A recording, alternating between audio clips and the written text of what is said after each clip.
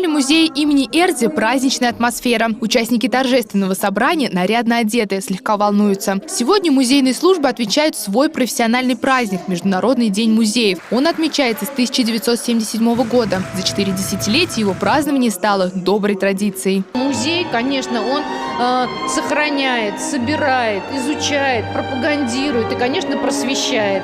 И этим всем занимается наш замечательный коллектив.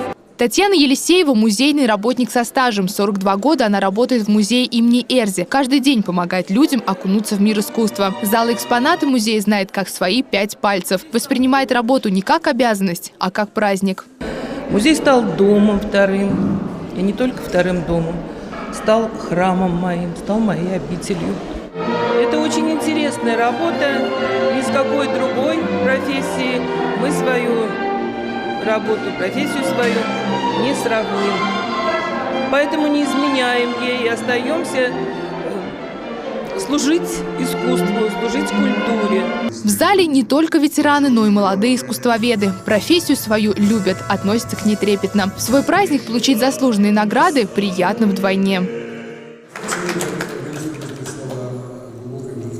Благодарности за работу, которую вы занятиями ведете. Благодаря вам, еще раз хочу подчеркнуть, мы все сохраняем нашу историческую ценность, мы сохраняем нашу историю, на которой зиждется современное преобразование нашего края и нашей страны.